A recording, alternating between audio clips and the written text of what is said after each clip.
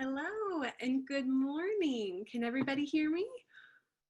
I hope so. My name is Jamie O'Brien, and I am your co-host today. I'm a consulting partner with Strata Leadership, and we welcome all of you this morning, and I hope you're having a great morning. We are excited to spend the next hour together in our third part of this series. We have our third part of the series is focused on self-awareness. Today is about coaching and leadership. We're excited to have you all joining us today. As I mentioned, this is our third session of a three-part series. Some of you might be joining us for the first time. If you missed the first two, we do have those recorded on our YouTube channel. So if you just search for Strata Leadership on YouTube, you can get caught up on the first two parts of this series. But today concludes it. And as I mentioned, we're focusing on how coaching can take your leadership to the next level. I'm excited to tell you about our other co-host, Dr. Nathan Meller. I'm going to be introducing him here momentarily. But I wanted to let you guys know, for those joining us, that we have SHRM credits and also HRCI credits. So if you'll stay with us through the end, we'll be providing more details on how we'll get that to you. Here we go. So with the SHRM credits, we're available. We'll be spending the next hour together. I know that your time is valuable, and we promise to make every effort to create a meaningful and impactful time together. I apologize, my screen's changing a bit, and so there we go. All right, we've got several people with us here today. We will be spending the next hour together, and we promise to make every effort to make it meaningful and impactful. We need your help in doing so. As you guys get started, I would invite you guys to open the chat. You guys will see that button at the very bottom. If you guys will open that up, we would love to hear from you. So tell us your name and what organization you guys are representing. So welcome all. I hope that you guys will open that. Let us know who you are, where you're from. Open that chat. We'll be utilizing one other form today. We'll be utilizing the Q&A. So the chat, we encourage you, will be more informal, saying hello, having discussions and opportunities together to just conversate about the topic and getting to know one another. The Q&A is going to be more of the formal side of it. So for any questions you have throughout, we want you to input those. You can do it with your name, or you can also do those anonymously. And we will be inserting those questions throughout. We will also save a time of Q&A at the very end. And so we have found with the past two webinars that many of our participants are excited to stay on. So for those of you that need to go, we will make sure that we mark the end of the hour. But for those of you that want to stay on, we will stay on about 10 minutes after to ensure that we do our best to answer all the questions and discuss and dive deeper into anything you guys want to learn more about. So with that being said, we found that the video, you'll see that your video is disabled. And that's normal. You're going to see myself and Dr. Nathan Meller. And that's how the webinar feature works, but we need your engagement through the discussions and chat. So thank you all for already saying hello. I'd like to introduce you to our co-host today, Dr. Nathan Meller. He's the president of Strata Leadership. I've had the honor of working alongside him for nearly 5 years now. He is known for being an incredible storyteller he's a 2-time TEDx Talk speaker. He's also an author of a book called Sleeping Giants. He's the president of Strata Leadership, as I mentioned, and he's recognized for his ability to meet people at a heart level with a wide range of audiences. He's a proven executive coach who's going to provide great insight on that today. He's had access to over 2,500 coaching sessions with executive leaders, and he truly believes in providing the highest quality of feedback and caring deeply about others. He serves as a sounding board and a sparring partner, as a source of encouragement to leaders to maximize their effectiveness. He has a doctorate in education and organizational leadership, a degree from Pepperdine. He also has a master in dispute resolution degree from prestigious Strauss Institute of Dispute Resolution at Pepperdine University School of Law. He's earned his Master's of Science in Education from Harding University, serving as a graduate assistant to the university president. He's a Bachelor of Arts at Harding University as well, as he was elected Student Associate President. His book, Sleeping Giants, as I mentioned earlier, it's really highlighting the stories that he's told for years. It's how I had the opportunity and joy of getting to know him and being inspired by his leadership through his storytelling. And it's about building a life that matters. And it's available on Amazon for those of you want to know. He's truly an inspirational leader, one that is going to really add value to the hour that we're spending together. I appreciate each of you. We encourage you to just stay connected and conversation. I'll be helping co-host and answer any questions you guys have throughout the presentation. So please be adding those, and we'll also be sure to invite you to stay on if you have a few minutes after the hour to make sure we answer every question you have. This is a discussion we want to have together. We value your time, we value your thoughts and your input. We understand this is a conversation we can have among leaders today, and we're excited to get started. So with that, Dr. Nathan Meller, I'd like to pass it off to you. Thank you, Jamie. I am looking forward to our time together, and I love the list of people who I'm seeing that have put their name in organization. It's so good to see friends from Ohio Valley University and York College, and from Hobby Lobby, and from just so many incredible places that have impacted my life, and I'm so glad that you're here. And so today we're going to be focusing on something that I find really compelling. As an executive coach, I have the privilege of being able to talk with people really about things that might not be the normal conversation points that you might expect. You get to go into the heart of the matter. You get to really get to know somebody. And what I find with leaders and self-awareness is something that might surprise you. And I'm going to hold off on that for just a minute, but I want to say up front, as we get into this time together, I know these are challenging times. I know we have a lot going on, and I want to create a little oasis right now for the next hour. And I want you to be able to just breathe, to focus in on investing in yourself so that you can serve people better. But right now, I want you to have this oasis where you can just be at home and be among people who are all trying to do the same thing, which is to make the world a better place. And we're so glad that you're spending some time with us. So looking at the concept today, I want to just walk us through. And I want to start by having you look at this graph and to determine where you are on this. On the left-hand side is your performance capacity. On the bottom here with the axis is the stress level that you're experiencing. You have the optimum stress, which brings you to peak performance. Then you have stress overload. And you see how this plays itself out. It goes from inactive and bored when the optimal stress is not being achieved, to healthy tension, to feeling motivated and then focused. And then you have peak performance.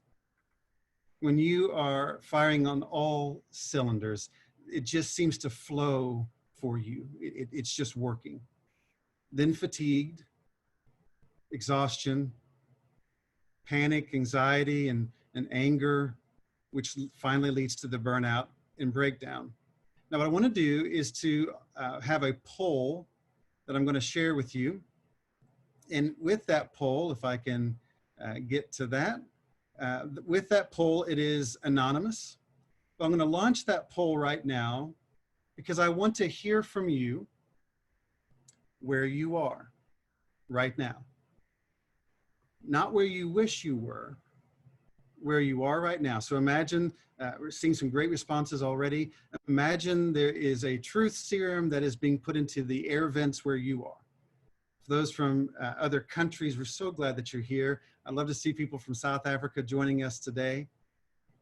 But I want you to imagine for just a minute that you have to answer this question with where you are. So let's just take a moment. I'm going to give you about a minute here. Look at the poll and tell me where you say you are.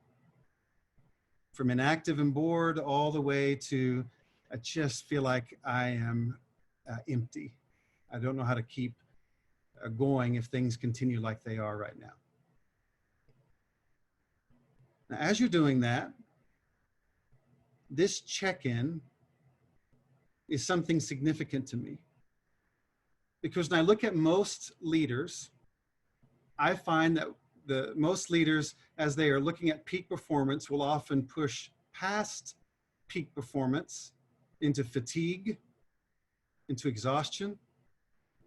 But because they are passionate people, because they care deeply, because they don't want to give up, they will push into fatigue and exhaustion, which makes what I would consider an 8-hour day, a 10-hour day, a 12-hour day, a 14-hour long day.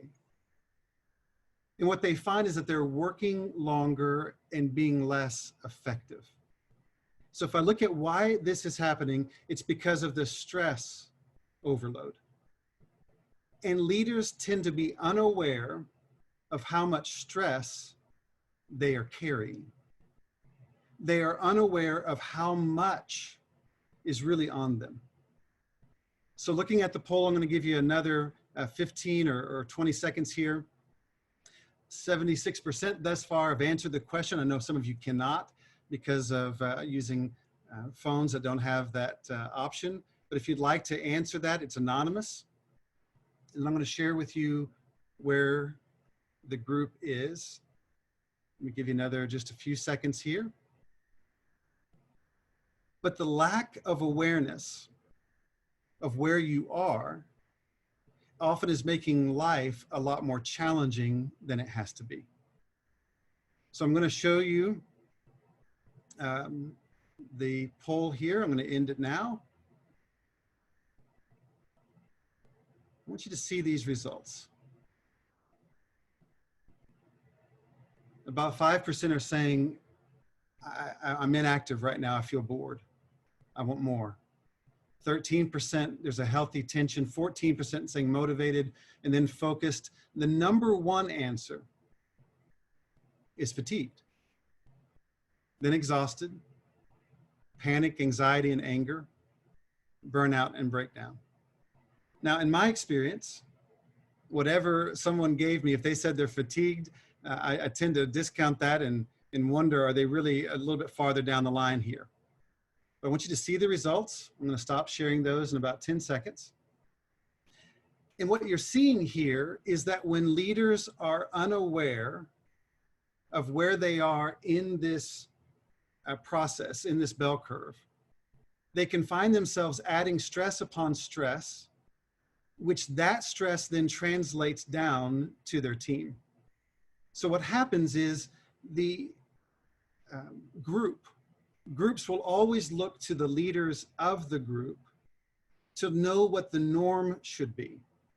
And so in a time of crisis, people in a group look to the person of the highest status in their group, and they watch how that person is handling it, and they tend to adopt that mindset, that perspective, that approach.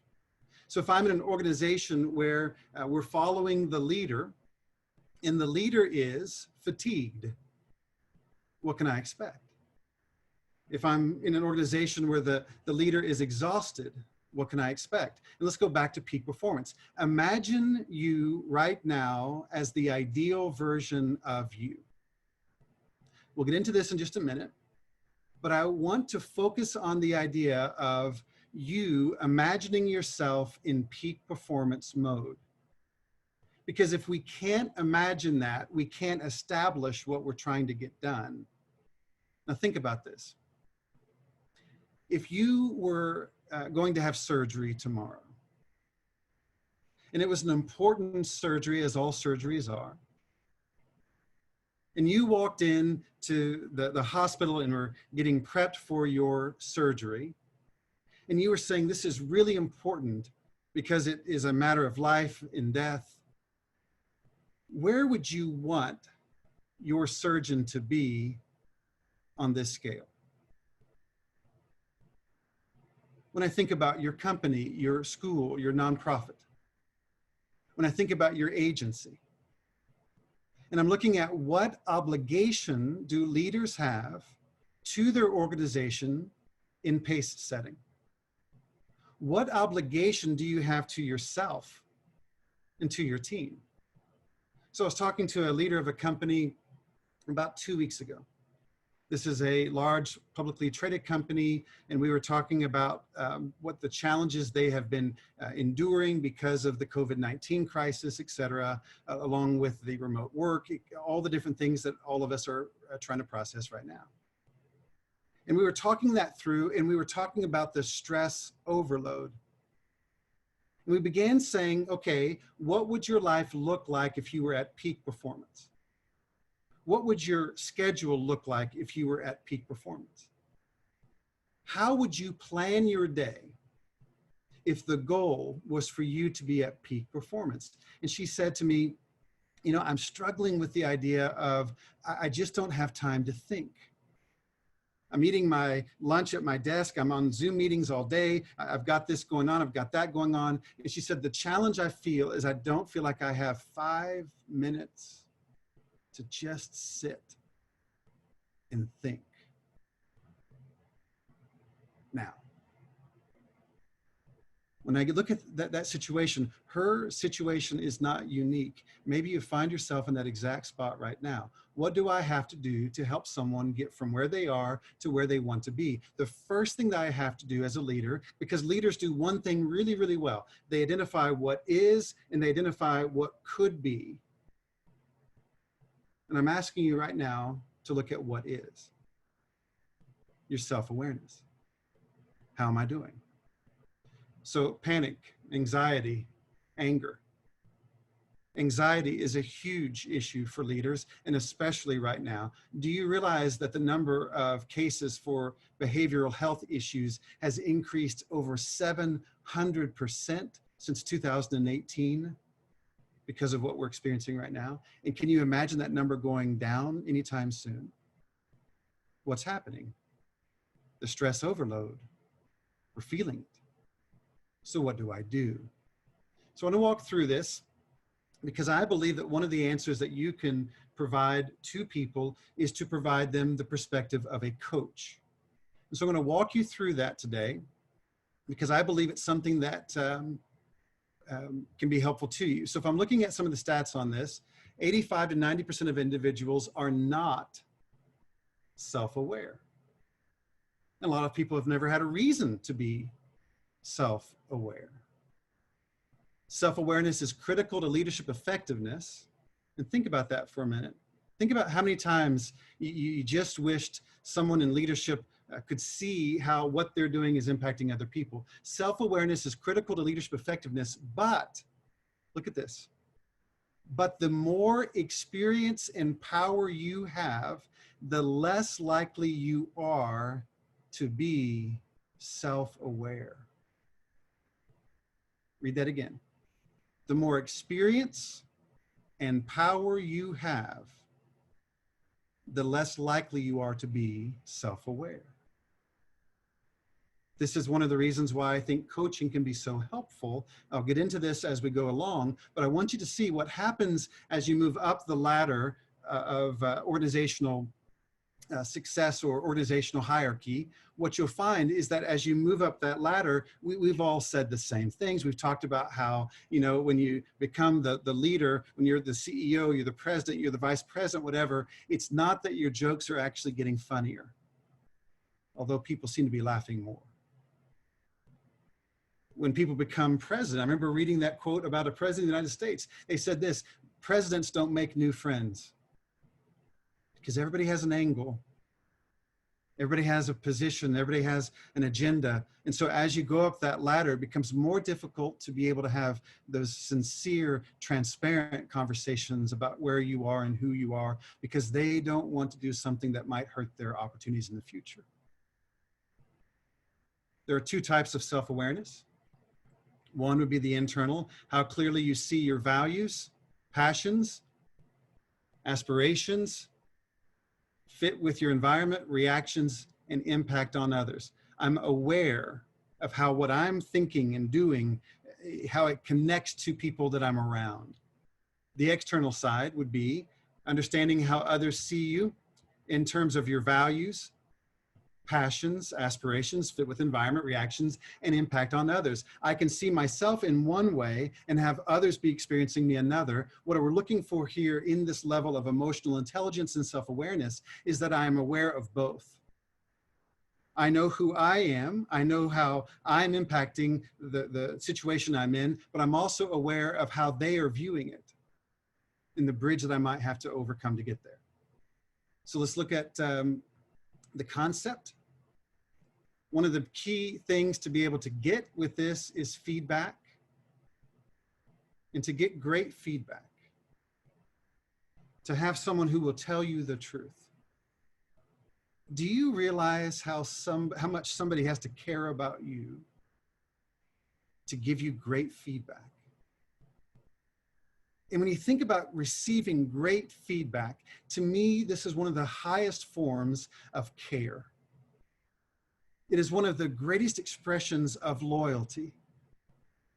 Because when somebody cares about you enough to tell you what they don't want to tell you, and to tell you what you may not want to hear, they are willing to endure that discomfort because they care about you and your success more than their own comfort.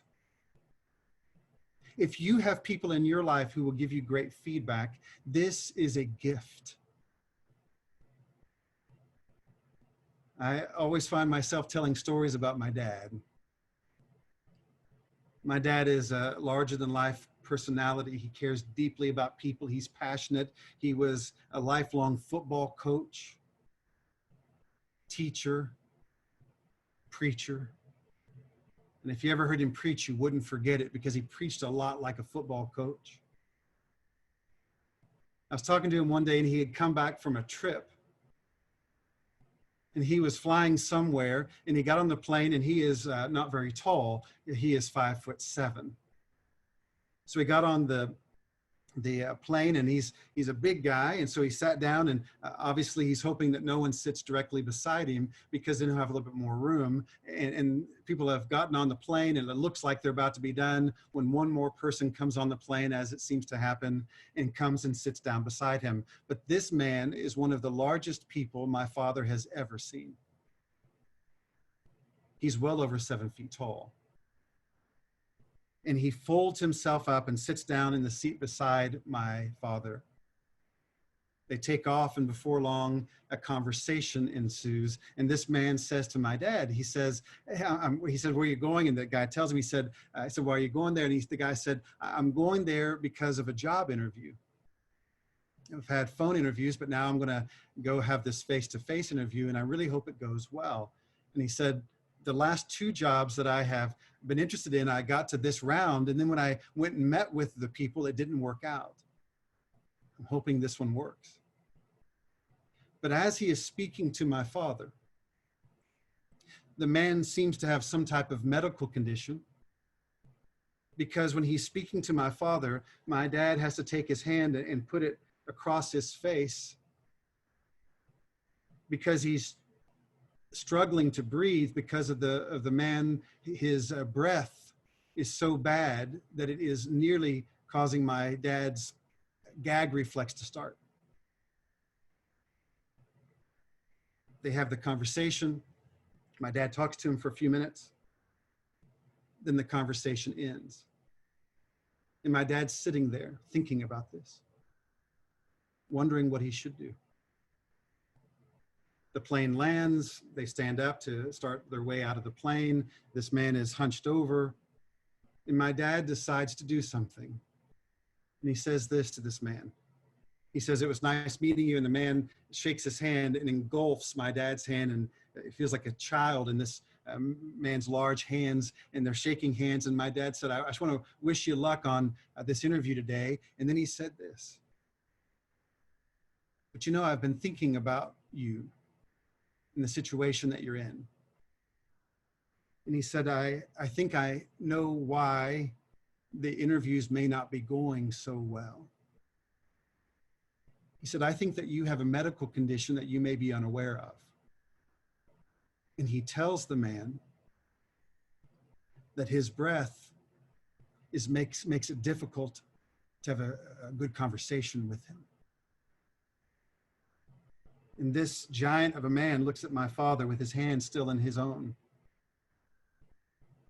And he stops, and you can see the flash of anger. And it subsides. And he begins to unconsciously pump my father's hand and says, "Thank you. Thank you.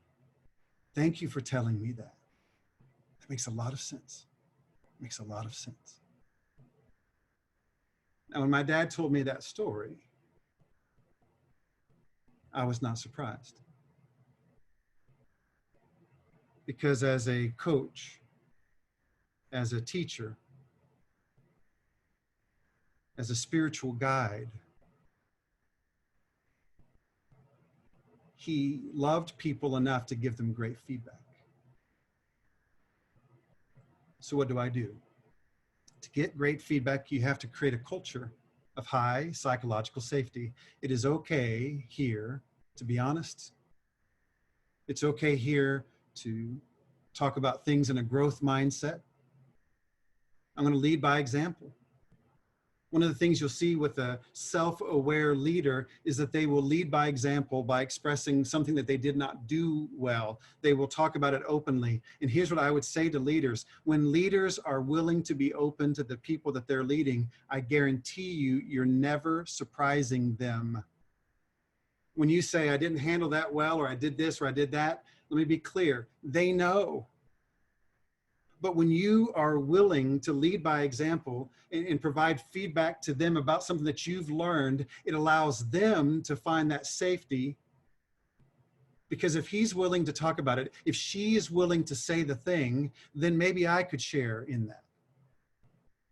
Because that humility opens the door of opportunity. And that humility, that growth mindset, allows you to model this. And so I receive feedback. I seek feedback.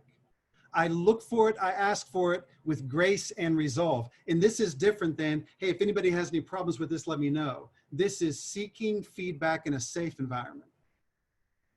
Now, I prefer, and I'm not the only one on this, but I prefer not to do it anonymously when I can, because I believe that having people talk openly, dialogue openly, is healthy for everybody, but sometimes it's not possible.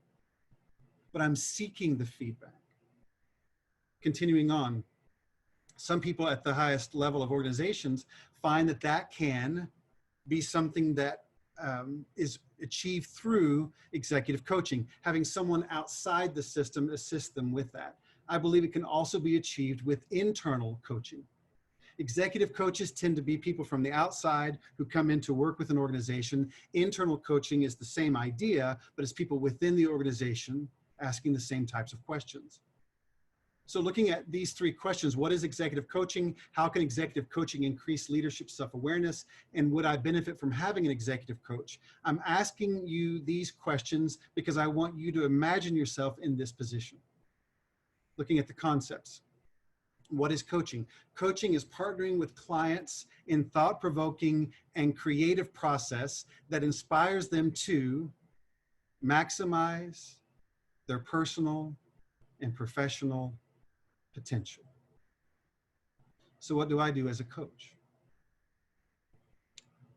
I help people uncover what they believe is their potential. And so let's go back to the question I asked earlier. If you could imagine your ideal self, the ideal version of you in the next meeting you're going to, the ideal version of you, even in this webinar right now, the ideal version of you being completely present in a meeting, the ideal version of you being able to communicate clearly and openly. If you can't imagine it, it becomes very difficult to achieve it. But what happens is that one of the best questions of all time is limited to the people who are often earlier in their career. My daughter, who has just finished her freshman year of college, she has been asked all year long, "So who do you want to be?" what's your major? What are you going to do? And what you'll find is that later in life, the question is even more applicable, but is asked rarely. So if I were sitting down with you right now, I would say, tell me about the ideal version of you. Now, this is a little bit different than the best version of you. When people say, I want to be the best version of me, I get what they're saying, but that's typically past tense. And coaching is future tense. I'm not trying to compare you with the best version of you in the past. I'm trying to ask you, tell me what your potential is and would you like to pursue it? Now, what does that do? When I see what my ideal version is, and I see where I am right now, I create the gap required to be able to make the leap from where I am to where I want to be. So if I say this, I am not the listener I want to be, an ideal version of me would be a great listener. What have I done? I've created self-awareness that where I am is not where I want to be. Maybe you're not a great leader, a great listener. Why is that? Well, because many of you are leaders, and leaders have been rewarded their entire lives for having the answer. And so what happens? Well, you'll get to this point in your life and you find that this transition from being rewarded for being the doer to this transition for being rewarded for being the orchestrator of the doing is not a skill set recalibration, it is an identity shift. And so why do a lot of leaders struggle with self-awareness? Because they were one person, they were the doer, they were the achiever, they were the producer, and they made their way up in the organization and became a leader. And now as a leader, your job is not necessarily being the doer, it is the orchestration of the doing. And that is a tough identity shift. And they become less self-aware. So what do I want to know? Who do you want to be? What is your potential? So my job as a coach is not to determine what the potential is, but it is to help uncover what it is. So if I continue on, an executive coach, someone having a great conversation with you can help you gain clarity. What are your goals? What are the KPIs?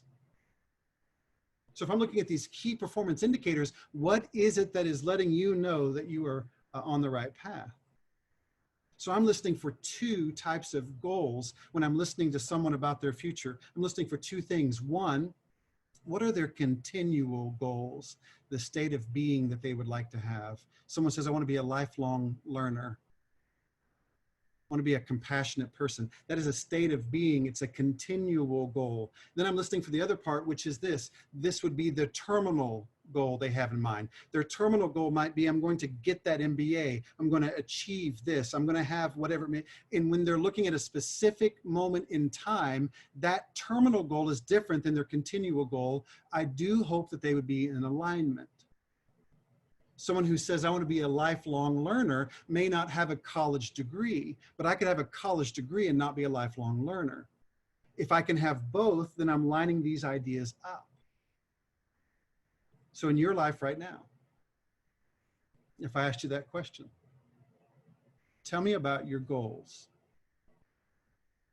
And during this time, those goals might be very modest and be very small. I'm a big believer in daily goals right now because people can get lost in all of the change right now and they wonder, am I progressing or not? I would say make your goal list shorter. What are 3 things you're hoping to accomplish today? Increase task and interpersonal effectiveness. Leaders tend to share ideas, but what is it that I'm trying to get done? How am I interacting with people? Because here's what happens. You may have treated people poorly in a meeting and nobody calls you on it because you're the boss. You come to the meeting 5 minutes late, 7 minutes late, 10 minutes late. And what do people say when you walk in and say, hey, sorry about that, had another meeting and I've just kept 7 people waiting. What does that mean? That means you are losing your grip on self-awareness.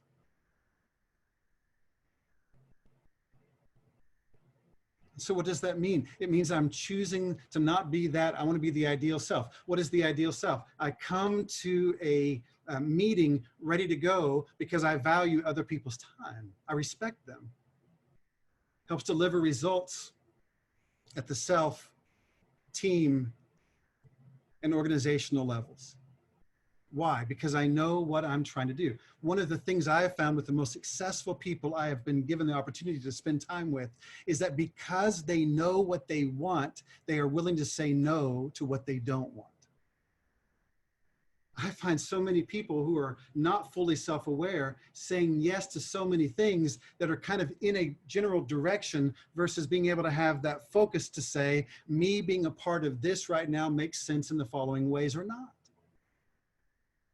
So if I'm having a discussion with you, if we can sit down and you and I and have that discussion, I would want to know, tell me about what your goals are. What are the goals for the organization? How do you see it? Continuing on, I want to make it clear that you do not, hear me out on this, you do not need a coach to succeed. People say to me, should I get coaching? I want to be really clear with you.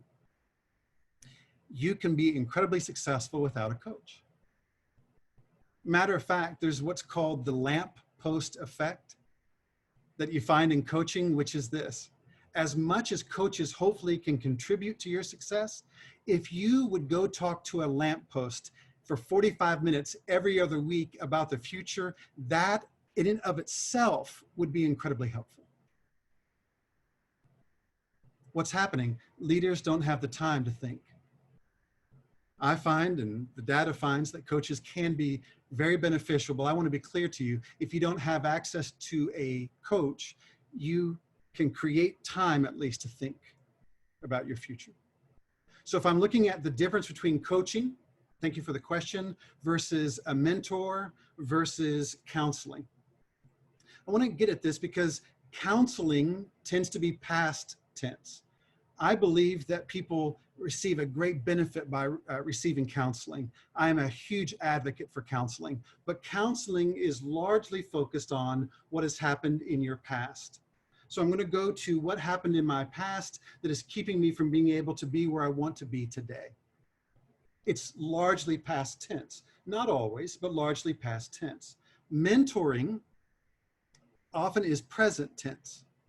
Mentoring is I'm helping someone learn how to do what I have done. So this mentoring is someone who is ahead of you by 10 years, let's say. And they are doing something that you're going to be doing or or being equipped for. They are helping you in the present. It is also often task focused on how do I do this job? How do I manage a meeting? How do I handle what that is right here in front of me? That's a mentor. A coach focuses almost exclusively on the future. So a coach works in future tense. Tell me where you see yourself in 6 months. Tell me what you're seeing here in 2 weeks at that board meeting. Coaches focus on the future. Mentors are incredibly helpful in the present. How do I handle this? And then a counselor, a therapist, is often helpful for dealing with the past. What I will say to you, the most successful people I have worked with have all three in their lives. I would be hard pressed to find any executive that I've worked with that makes in the 7-figure or 8-figure range or more, who does not have all three. Why? Because their time is extremely valuable. That conversation with the counselor about the past takes a burden off of them to be able to be more present now. They might have 10 or 15 mentors that they can pick up the phone and call about different needs. Hey, I know that you used to do some work with this. Can you tell me something about that? Mentoring is present tense, and then they have a coach who helps them think about the future. So for you right now, this is what happens. We become less self-aware because we are so busy in the present, we don't have time to stop for a minute and think, am I on the path I want to be on? Am I becoming the person I want to be? Is our company, our nonprofit, our school becoming the thing that we had hoped for? It is easy to build the thing you did not intend to build. So I have to stop. I have to look at where we are. So if I'm at Mobile Christian School and I say, okay, this is where we are, but this is where we want to go. By saying this is where we want to go, I create awareness of where we are. If I go down the list here and I can see each of you and where you're coming from today, and it's an incredible number of people. If I'm looking at the Habitat for Humanity, there's some incredible work being done in the West Virginia area by the Habitat for Humanity there. But what happens is if I look at, okay, what's the experience people are having when they come into our store? What is that experience today versus what is the experience we would like for it to be in the future? If I can't imagine that future, then I'm going to have a tough time being able to create the self-awareness because I don't see it. I'm nose blind. That's why people will often hire others to come in and do a cultural analysis. They're going to do that cultural analysis because when I've been around the culture a lot, I can't see it anymore. It's become the backdrop. It's become the backdrop of my life, and I don't notice it anymore. I've lost awareness. I would say you've become what Febreze has famously coined, you've become nose blind. And so I want to increase this. Things that I like to do. One of the things that I really enjoy doing is going to organizations and giving them a tour of their own place. I was working with the university a few years ago, and I took all of the leaders, we put them in a people mover, we drove a few miles off the campus, turned back around, and I gave them all pads of paper and a pen, and I said, okay, we are going on a field trip to a university today. And I turned them around and I said, all right, here we go. And we drove back to the campus. And I said, what did you notice first? If you didn't know where you were, are there signs that tell you where you should be? What was the experience like? And I took them on the tour. Then I took them back out and I said, okay, that's if people came in the front entrance, if they knew that that was the entrance they were supposed to come in. So then we came in through another entrance and did the same thing. Why? I'm wanting them to see it again. It's one of the reasons why I believe that going on field trips can be so helpful, even if right now they're virtual, because you see how other people do it. Sam Walton is believed to have spent more time in Kmart than the CEO of Kmart, because Sam Walton would look at Kmart at the time as the standard, and he would go to their stores just to look at how they had done things, because he was comparing himself and saying, you know what, our stores are not yet there. What can we learn from them? And what did it require? I had to know what the other options were for me to be able to say, okay, I see it differently now. Let's continue on. Looking at life without a coach.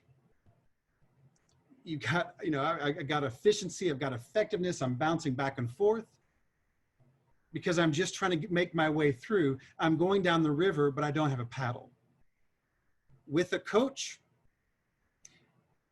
I'm going to get there, but I might be able to get there more directly. Because what am I doing?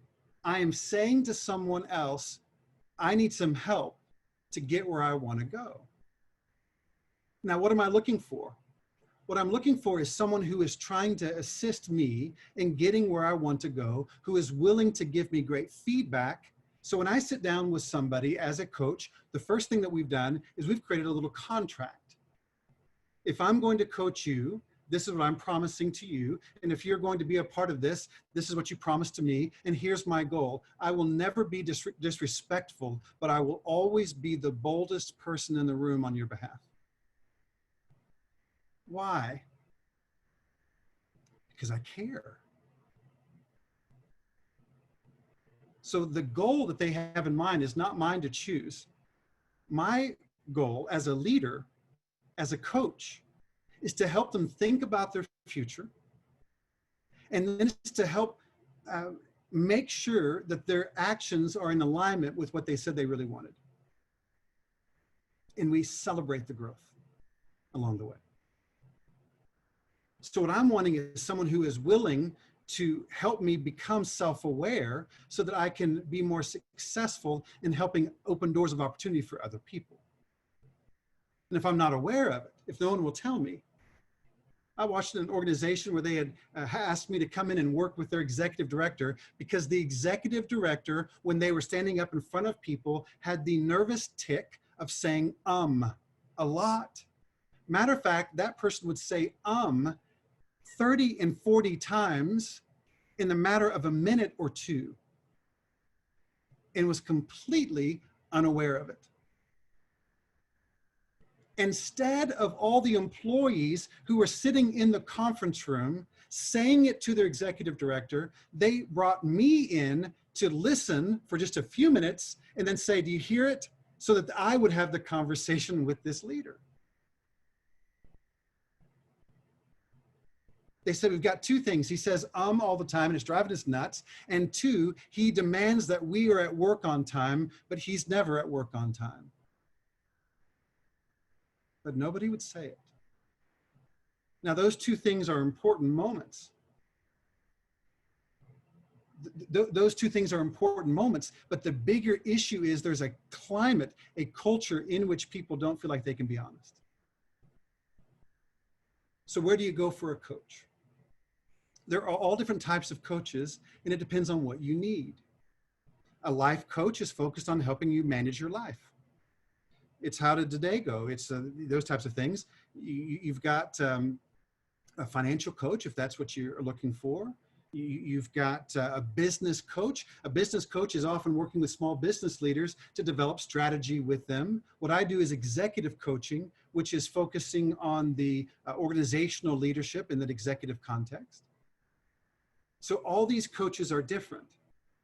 At Strata, we focus on executive coaching, on leadership coaching. We don't do the business coaching as much. We don't do life coaching. Those things can be valuable, but it's not what we're doing. So part of it is determining what do you want.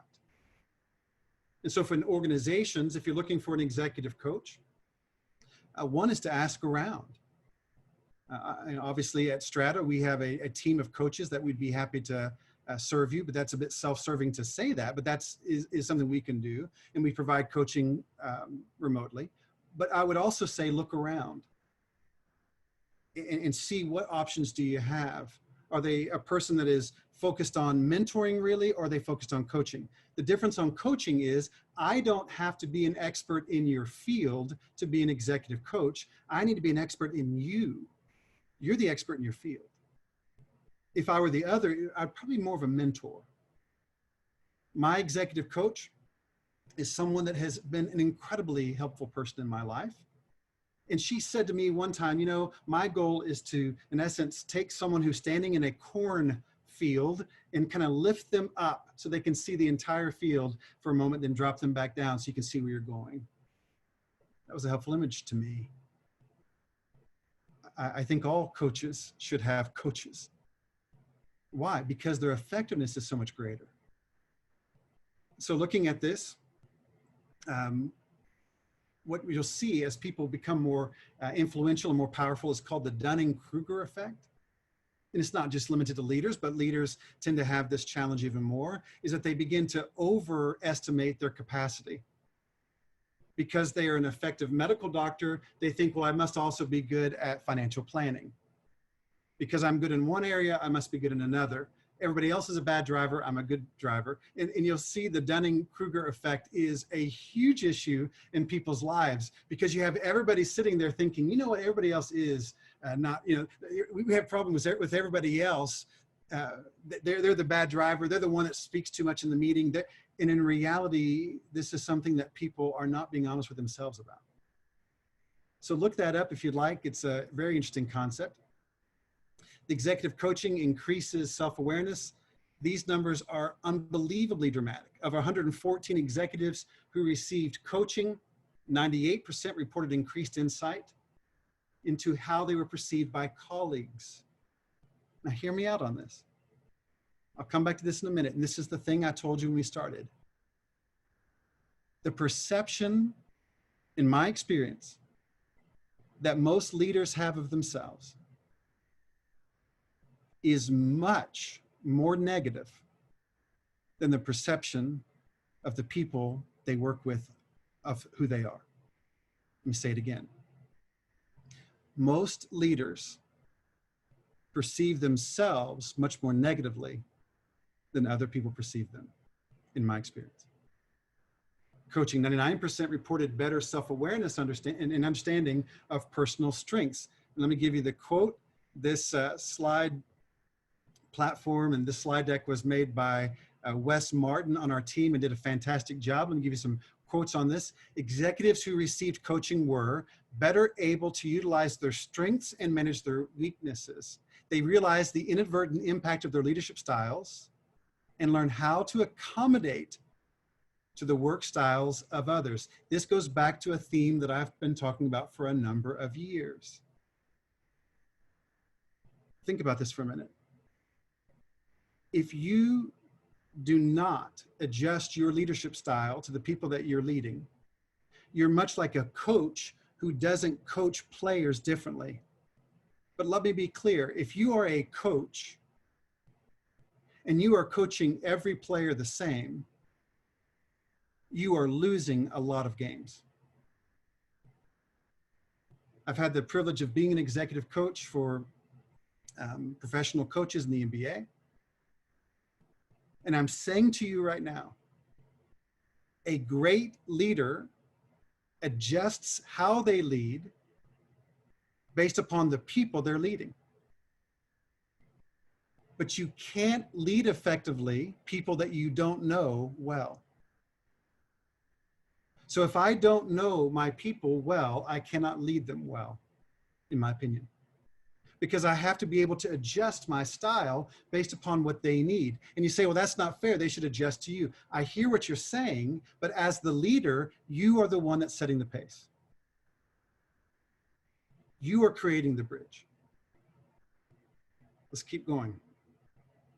So for leaders, the question and the thought is, it doesn't have to be this hard. Leaders make life challenging because of the way that they think. Now think about what it means to be a leader. A leader walks into every situation, and what they do is they walk into a situation, they look at how things are and how things could be.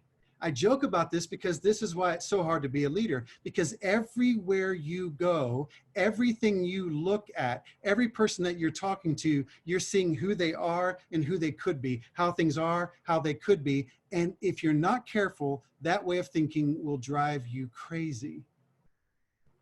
I joke about it because I can always tell who a leader is when you go someplace like, let's say you went to Disney, which is going to open July 11th, I've been told. This is what happens, and I can always tell who's a leader by how they respond to a moment like this. A leader goes with their family to Disney, they have the day, they have the moment, they walk back to the car, they walk back to the tram, and this is what a leader's going to say on the way out. They look to their spouse and they say this to them. The spouse says, you know, what did you think?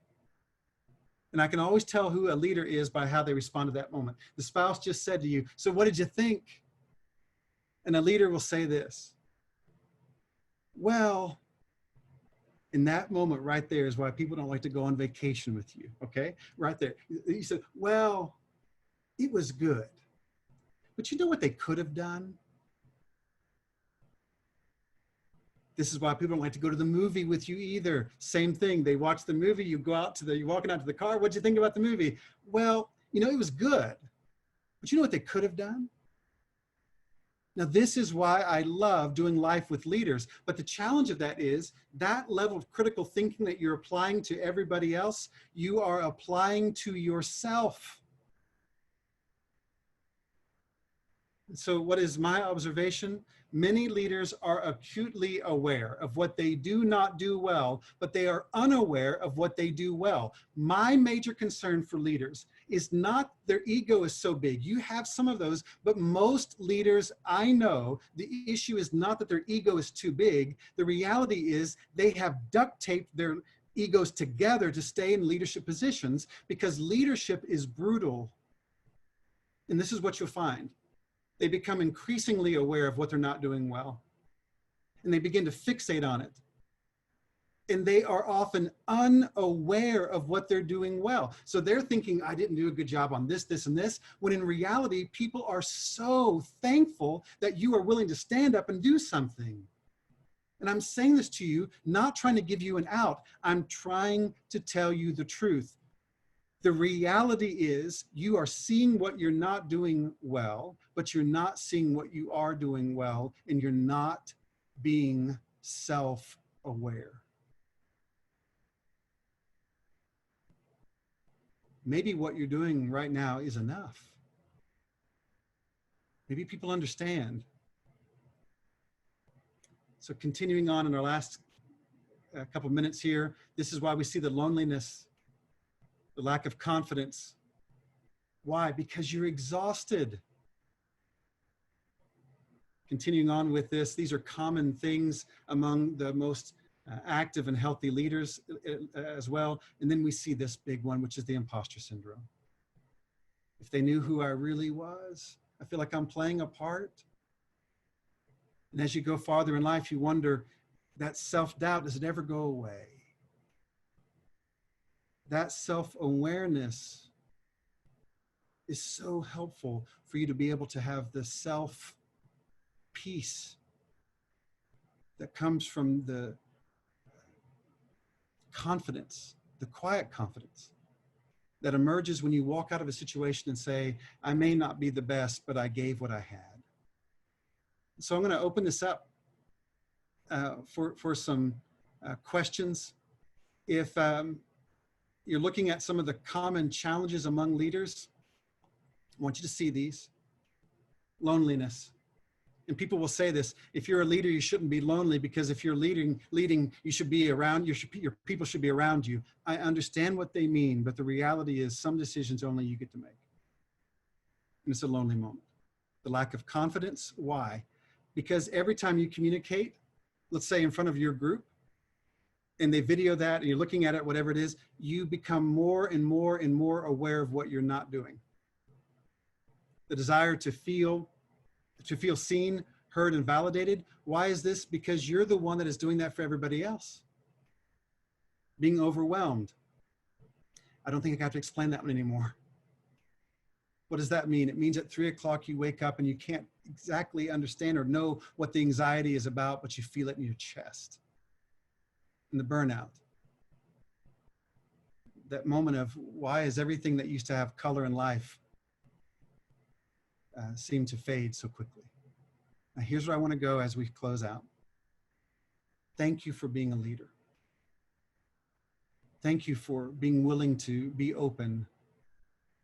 But I find that the reason that people will be willing to become self-aware is that when they become less self-focused and more self-aware, they recognize that they can make an impact, they can make a difference.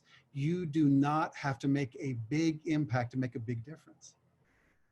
The small acts of kindness, the small acts of encouragement, your awareness that people are talking to you and thinking about you and wanting to be around you. Think about this for a moment, for this reason. For you as a leader right now, when you started your career, if you had had a meeting today with the person that has your title right now, would you have been nervous to have that meeting? When you started your career, if you were having a meeting today with the person that has your title right now, would you have been nervous? If that is the case, imagine what you could do by being self-aware enough to allow them to feel comfortable when they walk in, to give them that grace, to be completely present when they're speaking, to focus on them. We've run out of time. I'm so grateful for your hour. Jamie, thank you for hosting. For those who need to step away, we are so glad that you're here. And I'll let Jamie speak to that, and then I'll take some questions if that's helpful to you. Absolutely. For those of you that have prior plans that need to go, I'll share a few items that I want to be sure that you guys know, and then we will stay on for a few minutes after to answer a few questions. It looks like we have 3 right now. Nathan, if you've got time, we'll spend time answering those. But to let you know, for those, looks like we have over 100 people, well over 100 people that have joined us. And if you've stayed on with us the full time, we will be emailing you the SHRM and HRCI credits. So be watching for those by email. Also, if you have attended live for all three webinars of this 3-part series, you guys will be receiving an email likely early next week that will include a PDF version of your certificate. So this will be a certification by Strata Leadership in self-awareness for leaders. This is something that you could put on your LinkedIn under your licenses and certifications, and we want to be able to provide that to you. Maybe you're joining today and you weren't able to join the first 2 just due to other conflicts. We do have those online. We can't provide the certification because we wouldn't have a record of that. However, we have found many people have appreciated being able to be a part of this and to share those with their team. So today's recording will be available on YouTube as well as the previous 2. So if you found this helpful, we invite you to share this with your teams, to share this with other leaders in your life, and hope that you'll do that. In addition to that, we have 3, where do you go from here? What can I do from here? As I want to learn more about self-awareness, or I'm really interested in coaching or being developed within a group. And so we have 3 things we want you to know that we have available at Strata Leadership. First, as Dr. Nathan Miller mentioned, we have individual executive coaching. So as he mentioned, we have 3 assessments that are included with that, which will help dive into a deeper self-awareness for you. And that that coach will help you identify performance gaps and develop a plan of action. So in creating a sustainable approach to long-term success. So we have individual executive coaching. We also have group coaching. So group coaching is great for those who really need that peer-to-peer opportunity to network with like-minded professionals in facilitating personal and professional growth. This is where you bring your own case study, the challenges that you're facing within maybe your organization. This can be both personal and professional opportunity to grow. You have access to a Strata certified coach during those sessions. They meet on a monthly basis over a 3-hour session, and it's called our phase line group. So that's group coaching. If you are looking for an opportunity to grow from other leaders, we have found that this is really helpful in growing a network and learning from others and the challenges that they're facing and feeling less alone, more motivated, with more tools to take back as you approach and advance in your leadership. We also have the Strata Center for Workplace Coaching Clinic. This is going to be hosted in October. It is limited seating. What it is it's a 2-day learning intensive that focuses, as I mentioned, it'll be in October, but it's designed for professionals seeking to enhance their ability in providing coaching within their own organization. So many of you are asking questions along or making comments along, how can I not only find a coach, but you yourselves might be asking yourselves, how can I be a good coach for those that I lead? And we have the opportunity for you to learn more of how to do that through this 2-day intensive. So again, limited seating, but there is some more information on our website. Myself and then Jeremiah Shaw, you can see his information here. He's our Executive Vice President. He and I both, if you have an interest in learning more about executive coaching, group coaching, or our coaching clinic, we would love to talk with you, learn about what challenges you're facing and what resources we may have to make available to you. So if you'll save Jeremiah's information, again, mine was on the slides as well, but you can reach me through our main contact line. Just search for us through Strata Leadership on our website. For those of you that have the ability to stay with us, we did have a few questions. So Nathan, I would like to open up some questions for us, and beginning with one question we had, and I had a thought to share, and Nathan, I'd love to know yours, was from Habitat for Humanity. The question was, I think many of us have grown up hearing things like, it's better to give than to receive, or consider the needs of others first. How do you recommend either reframing programs like this or releasing them entirely to make sure that we place an appropriate amount of time and effort on self-awareness and self-care in the face of being called selfish or self-absorbed? So really, I'd like to share my thought about that. definitely think that it's a reframed mindset, no doubt. I grew up much like this, with a lot of those sayings to me, just about how to put others first. And I do think with a servant-hearted leadership, it's important to put others before yourself. However, something that really transformed my mind was a simple analogy, which I love. If you sit on an airplane and you have the stewardess telling you what to expect, if cabin pressure goes low, you'll have the air mask come down, and you're instructed to put your air mask on first before helping others around you, especially if you have small children with you. And I find that interesting, because if you can't breathe, you can't help anyone else. And that's definitely challenged my mindset as a leader of how can I take good care of myself with the people that I serve in mind. So how can I take better care of them if I need the energy, I need the motivation, the self-awareness to be a better leader, to better serve and care for them. And that starts with me. So hopefully that analogy might be one that sticks with many of you. Nathan, what else would you add? First of all, I love hearing your thoughts on that, Jamie. You are one of the most effective leaders I know, and someone who lives this out and is someone who gives a great deal of yourself to others. I agree. The reframing is, to me, that the investment in yourself is not actually for yourself. It's, I find that people are not offended by having a well-rested, well-informed, focused leader. That what we're looking for here is the shared goal. And so if I'm looking at the idea of the peak performance is not always translated into the number of hours worked. If I'm dealing with a job that has a lot of original thought required, your brain cannot stay in that mode for that length of time. Some would say that a creative, focused, original thinking kind of day is likely maxed out around 6 hours worth of that if you're a trained brain for that.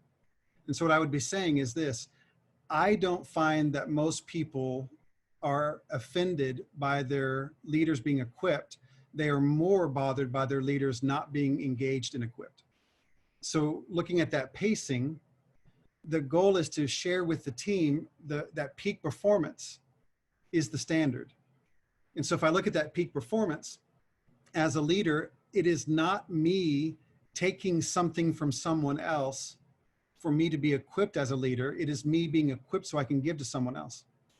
I had my shoulder rebuilt last year, and my doctor, who is a dear friend of mine, had learned a new technique that allowed that recovery to be cut down by nearly 6 weeks. The fact that he had gone back to school to learn that new technique made my life better. And I look at it the same way, of you can only give to others what you have, and investing in yourself is actually for them. So if I'm not investing in myself, one, I'm not giving them the best that could be, A. B, if you're not in that mode, your team will not be in that mode either. You're modeling it. And if you do it, then they can do it. But getting over that initial stigma that somehow investing in yourself is negative, I'll say it this way: if it's just investing in yourself, then don't do it. But if you're telling me that not investing in yourself as a leader is helping your organization thrive, then I would say we need to rethink that idea. It's for them. You being rested, you being focused, you being prepared is for the team. Because the truth of it is, you cannot be a successful leader unless the people you're leading succeed. And if you can't be engaged to help them do that, that's going to be a problem. Wonderful. Thank you, Nathan. We had a specific question for you from Mike Shaw. I know we just have a few minutes here. He asked, Nathan, how do you balance humility? In parentheses, he wrote, need to, not to be seen as cocky or a know-it-all, and then with your ability to lead and take control of a situation. I'd love to give my input as someone who has watched you as a leader, if I could.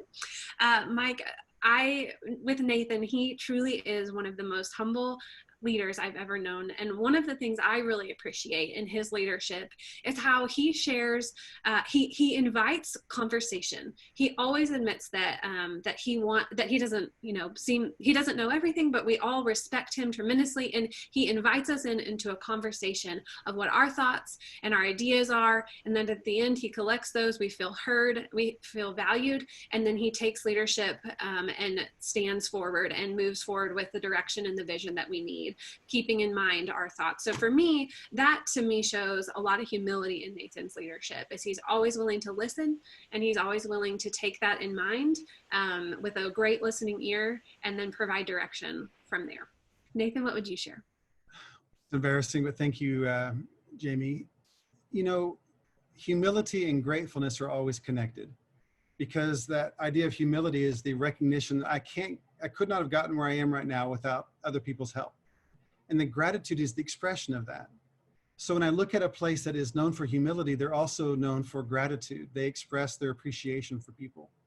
And so what I find is that humility and gratitude are often hand in hand, that a leader does very well by saying thank you a lot and being specific about what they are thankful for. They express that gratefulness. And some of the research on this is indicating that the most impactful leaders will say thank you up to 30% or more times, 30% more than other leaders do.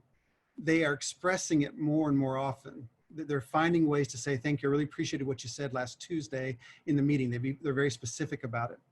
So they reward what they want more of, and they express the gratefulness because they feel that way. The humility part is not the same as not being able to have command of a room. The humility part is the recognition that you are in an interdependent system. From my perspective, COVID-19 has impacted me significantly that way. I thought of myself as I'm leading the team and they're kind of with me. And I have been crushed in a good way by this experience to recognize I am interdependent with them, with the clients, with the people that we serve. Because if the team doesn't buy in and the clients don't buy in, it doesn't matter what you want to do, you can't get it done. And so when I walk into a room and feel that the people in that room have great value to me, it changes my tone. And now if I care about those people greatly, then I'm not going to pull punches when it's on their behalf. And so I can have that command. I can say, we've got to do this, we got to go right now, but I'm also going to say thank you during the process. And I'm also going to go out of my way to express gratitude for what they've done. And so I would say that the hidden piece in a lot of organizations is the unbelievable impact of gratitude, which is humility expressed. Wonderful. Thank you, Nathan. And we have time for one more question, it looks like. And he just said, no worry, but throwing it out there, we're going to go ahead and take the moment. Brian Hickson shared, what are practical things beyond executive coaching that you have seen or done to create a culture of openness, of communication that helps leaders be more self-aware and organizations more effective? Thank you, Brian. And Brian is an exceptional leader himself. He doesn't do executive coaching, but he should and he could. And so thank you, Brian, for the question. Brian has served people all over the world and has been an educational leader in the country of Rwanda for a number of years and now lives back in the States.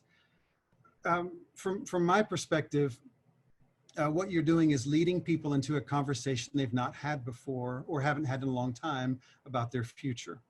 You're giving people a chance to process and think. So we've got coaching, but a lot of that is about thinking. So things that I like to do, one is with a growth mindset, I like to read biographies a lot and see how other people have managed life. I also like to do a lot of interviews. We have the Strata Leadership Show, which is our podcast. I think I've learned more from that than definitely anybody who's listening, because I find it amazing to talk to people about their lives. So listening to podcasts, reading, and then engaging in those meaningful conversations. One of the conversations that I find that people don't get to have very much is requires the use of what's called the miracle question. And the miracle question is a technique used by some counselors and a lot of coaches, which is this. You ask the miracle question. Imagine by some miracle, tomorrow morning you wake up. And when you wake up, the biggest challenge that you are facing in your life has been resolved. Tell me what your life looks like when it's working well. I had the same thing with a friend of mine who used, she would call it a magic wand. You have a magic wand, I'm going to put it in your hand. What are the things you would change if you could right now? What would that do? What would that be like? What would your life look like? Answering those types of questions, I think, can be very clarifying. But what you'll find with leaders is that the question may be more important than the answer. And so going back to question mode with a growth mindset. And the growth mindset versus the fixed mindset says, I'm not stuck. I'm not who I have been is not who I will always be if I would choose not to be on that path forever. I am the CEO of my life, and I have an obligation and a responsibility and the chance to change it. And so to me, that's a big part of it, is asking different questions and challenging the governing variables that you've believed about your life. Incredible. Thank you so much. As we are honored that so many of you stayed on with us for this time of discussion. We will allow this to wrap it up. It looks like we answered the questions that were needed or pertinent right now that we didn't answer throughout the session. So thank you all for joining us today.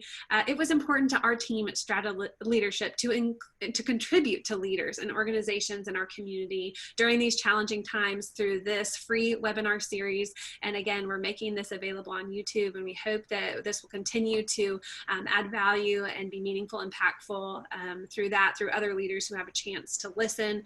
We appreciate all of you and your time. I hope that you will reach out and connect with us if you want to continue this conversation. If you have interest in some of the services we offer, or we'd love a chance to get to know you. So again, myself and Jeremiah Shaw would love and welcome the opportunity for a phone call to learn more about you and what your organization is doing. Dr. Nathan Miller, thank you so much for leading such a wonderful time, an hour together. With that, we will conclude. Again, please be watching your emails for those of you that stayed on with us for your SHRM and HRCR credits. And then we will also be providing a follow-up for those of you who joined us live for your certifications. Thank you all, and we hope you have a wonderful day. Thank you, leaders. Thank you, Jamie. Don't give up. What you're doing right now really matters. Thank you for being a part of this today. Thank you all.